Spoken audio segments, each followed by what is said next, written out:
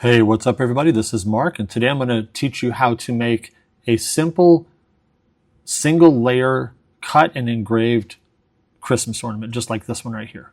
So we're going to start with shapes. Go over here to shapes and go to circle. We're going to draw out a circle, and we're going to hold down shift while we do it to keep it from being distorted. Once we draw it out, we'll decide how big we actually want it. In this case, I want it 4 inches, so we'll go 4 by 4.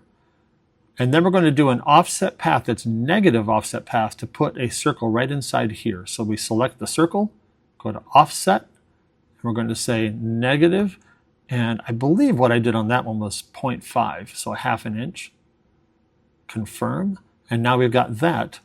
The next thing we want to do is select both of these circles and go up here to merge and subtract overlapping shapes. That means that will punch out or cut out the small circle from the large one, and it'll be one shape. So we'll do that. Doesn't look like anything, but now this is a single compound shape. Next, we'll do the hanging ring there. Go to shapes and circle again, or you can just type the letter C if you want to as well. We'll draw that out by holding shift again. Just kind of make it whatever size we think we want, somewhere in that neighborhood like that. And what we can do is we can align it with the circle below, and if I drag it, it's going to automatically want to pop to this space right here. And if we want to make it a little higher, we can just drag it up just a little bit. That's kind of what I did over there. So we'll do something like that. Place it wherever you want.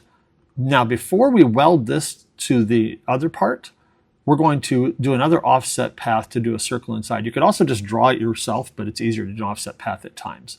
So I'll do an offset, and I'm going to do negative 0.2, I think. Let's see what that looks like. Negative 0.2. Confirm. Yeah, that's about right. So now I'm going to select the outside and then shift select the other shape here, the other 2 circles. Go to merge and merge graphic shapes. Perfect. One last step here is to select it all again, and then we're going to go to merge and subtract overlapping shapes, and that will punch that small circle out of the other larger shape, and now they won't get accidentally moved separately. All right, we're cruising along really well here. Now, let's curve some text, the Merry Christmas and Happy New Year. I'm going to go to text. I'm going to type in Merry Christmas. Obviously, that's enormous. So I'll go up here, and I'm going to start with something like, I think, let's do something like 7 or 8 maybe. I think it was 8 that I did last time. That looks about right. I'll bring it down here, and then what I'm going to do is select the text and go to curve, and then I'm going to start dragging this curve until it starts looking kind of how I want it to look around this circle here. That's pretty close. Let me move it over here so I can get it lined up correctly. We'll zoom in a little bit.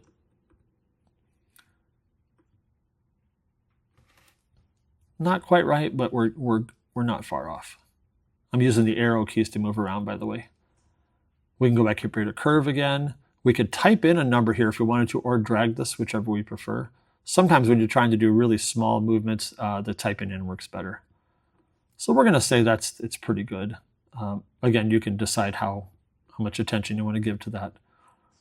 All right, so we'll say that's good. We'll go to text again, and we'll type in Happy New Year. Whoops. Happy New Year. And again, I think, I've already forgotten, was it 8, I believe. Yeah, we'll do that.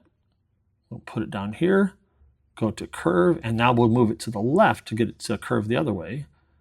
And I believe I was at 92.3, 92.9, is that what it was? In fact, you can go up here, I think you can click on it and go to curve. Yeah, 93.9. So if I do 93.9 the other way, that should be the same. So 93.9, and then move it down a little bit, and to the left, to the right, my other left. Again, put it where you want it. Good shape there. Now we'll do the name in the middle. I'm going to type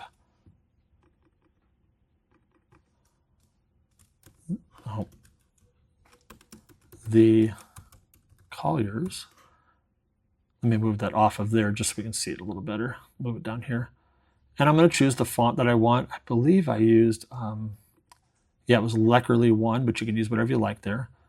And then let's start making it a little smaller. Hold down Shift, and I'll drag it in until we get about the size we want.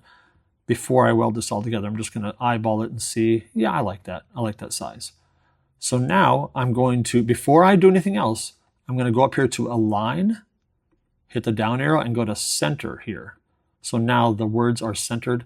And if you wanted to, you can mess with the line spacing and that kind of thing, but I'm going to leave it alone. So now I'm going to weld this. So I'll select the text, go to Welding, and now it's welded all those letters together. And now we're almost done. Now we're going to do an offset path around this text right here. I'm going to try a 0.1. I think that usually looks pretty good. Yeah, look at that. Perfect. Confirm. And the last thing I need to do is select just the offset and then Shift select these circles. And then I can go to Merge and Merge Graphic Shapes. And now it has merged that all together. Then we'll just simply select the outside and we'll go over here to Cut. And then we'll select the inside and Shift select all the text. And we'll go to Fill Engrave. And there we go. And it's ready for you to cut and engrave. All made right here in MakeIt.